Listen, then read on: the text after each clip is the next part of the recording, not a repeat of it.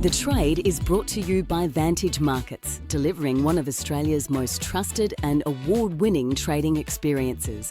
Explore smart trading at vantagemarkets.com.au.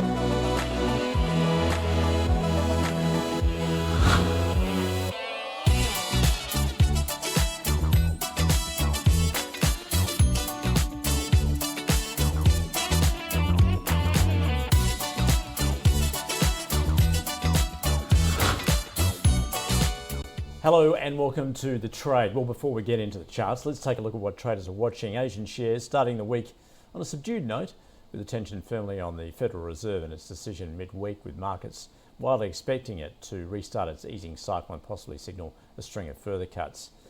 Fitch's downgraded France's credit rating is added to the challenges for the new Prime Minister, who is preparing budget talks.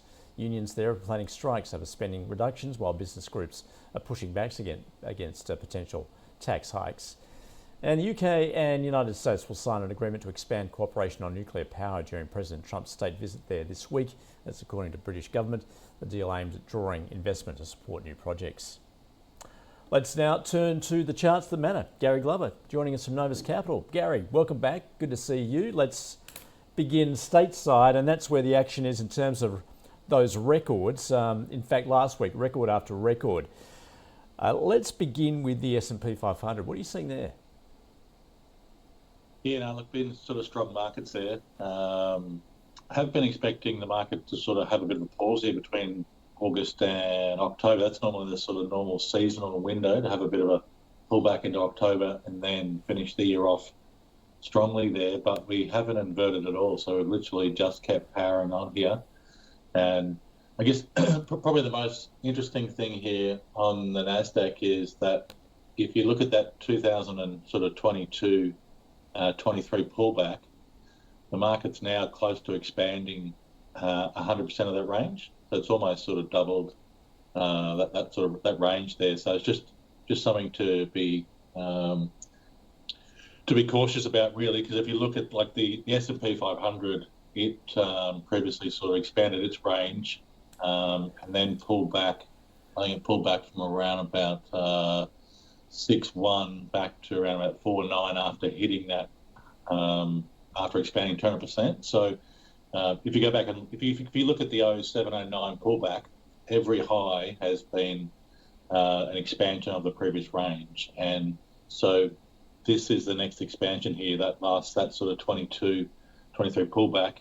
We're now sort of hitting those key levels there. And just on a shorter time frame as well, that pullback into April, the fascinating thing there is that most of the time when you get a fast pullback like that, you only go about 125% expansion there normally before you get a bit of a pullback, and oftentimes they can go out to like a 138% expansion. These are all Fibonacci levels, but basically normally the markets move in increments, and so in the prior cycles they haven't moved beyond that 138 expansion before having a bit of a pullback cool-off here. So we're just running a little bit ahead of schedule market-wise, and we're hitting some pretty key expansion levels, which normally sort of stop markets for, if you go back and look at every sort of expansion coming out of the 0709 market, had at least a 6-month cool-off.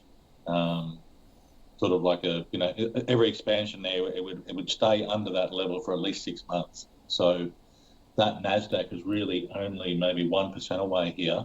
And in the past, when we've expanded 100% of that range, it hasn't exceeded that level for at least like after it gets tagged, doesn't go beyond that level for at least 6 months here. So, so that Nasdaq's looking really, pretty extended here. I mean, the valuations are pretty high, but I know there's a lot of, we've got AI and interest rate cuts here, but the pure technicals are telling us to be a little bit cautious here, because this market has now expanded 100%, and in the past that's been a level to monitor, because that's normally stopped the market in its tracks here for at least 6 months.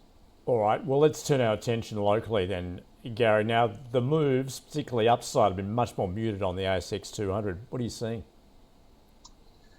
Yeah, no, the XJO hasn't really had that move. I mean, we can see here the XJO loves expanding 50% and pulling back 50%. That's kind of our beloved number for from technical language there. So we can see here after that that COVID sell-off, the market actually expanded to the 150% level, and then that's when it had that dramatic pullback into the April low. So literally expanded 50%, pulled back and retested the old high, and then that's where we bounced from. So now we've sort of moved beyond the 161.8. We've now moved above the 125 in a short period. So we're at levels there, sort of. There's not really any sort of strong levels here at the moment. There, the big level to watch slightly higher is the 9144, which is like the 161.8 of the 0709, sort of like the GFC market. So that happens to be the 138 level, which is again normally when a market which bounces out really strongly out of a deep low doesn't normally sort of expand past the 138.2. I mean, it all sounds sort of fanciful, these numbers there, but if you look, all I'm doing is you go back and look at history of how markets move. They have resistance at these technical levels, and they don't normally go beyond them in the short term. So a move up to around about 9144, 9150. That's the level in the past there where that's stopped the market in its tracks for at least, again, just a 6 month sort of window. So again, we've just got some really big technical resistance levels where historically in the past those have been levels, they're expansion levels where the market has had a bit of a pause. So it doesn't say we're going to go down. But normally you get a pullback there, and look, I wasn't expecting the market to have a big pullback after the last one, but the market got whacked. So those are just key resistance levels. That's the point where the market can have a breather. So we're just pretty close to some key levels there for some of those major indices there. Okay, well, watch out for those. Gary, let's finish with a look at a couple of individual stocks, and the first one being the tech stock, Life360. Talk us through this one. Yeah, 360 is kind of fascinating to me here, Andrew, because this has been probably the market leader in terms of, you probably could sort of say net wealth and PME sort of maybe the higher grade stocks here, but this has really been one of the stocks that's moved the quickest there. I mean, we've gone from 15 to 50 here just in the last 4 or 5 months. So that's a stock which is, and a big cap too as well, which is really accelerating here. So it's, the big thing here is that this has taken about 3 years to build a base, and in 5 months we've moved 75% of that whole range in 5 months. So normally markets might end with a 50%, like you might build a base for sort of 3 or 4 years, and then the last sort of 6 months can trade maybe half of the complete range. In this case here, that last drive is actually 75% of like a 4-year range for the stock. So that is this is a very aggressive rally here into high. So up around about 5160, 5180 would be like a 300% expansion of that range, and it's like and that's also an expansion of that 2024 sort of top as well, and that's been a big level on the chart. So it's just oftentimes you see indices like you might have a sort of 3 or 4 year bull market. The last leg up can be 50% of the entire range. So for 360 right now, it's basically 75% of a 4-year range. So that's shows you how aggressive the last sort of 4 or 5 months has been. So there's a big wall technically there around that 5180, 5160 there. So that's, you can just see that stock here. I think it's on over 100 times earnings. So look, don't get me wrong, I love the stock. I think it's been one of the leading growth stocks here, but this is an aggressive market now, looking pretty extended. Just the technicals, all the key technicals are telling me here just to be a little cautious there. I was expecting the market to have a breather into this sort of October window, which is the normal seasonal pattern. We haven't done that. So what that means is sometimes the market can what they call invert. So instead of pulling back into be a low, that can be a high here. So end of September, early October could be a key level to watch here for markets, particularly when you see how aggressive they've been. So, all right. Yeah. Let's almost out of time, Gary. Just very quickly, let's get into one of the big 4 banks in NAB. Talk us through this.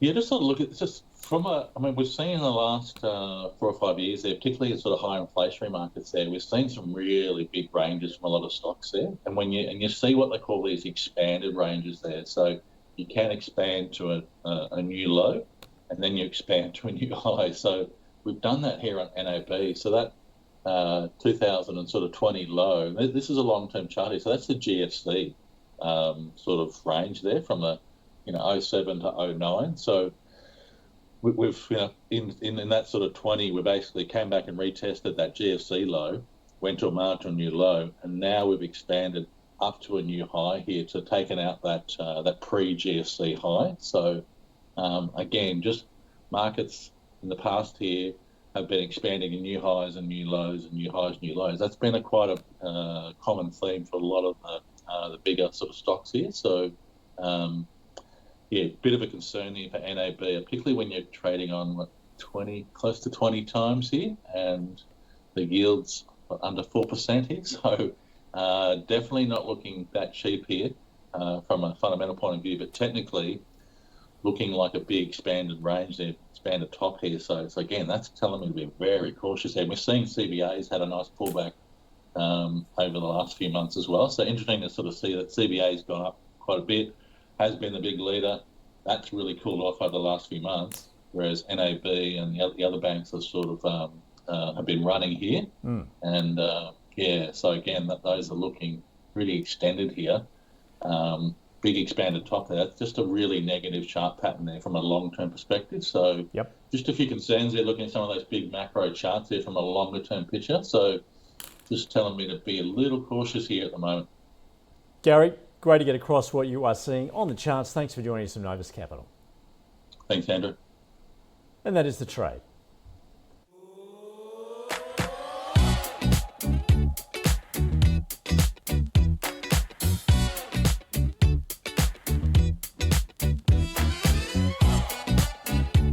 The Trade was brought to you by Vantage Markets, delivering one of Australia's most trusted and award-winning trading experiences.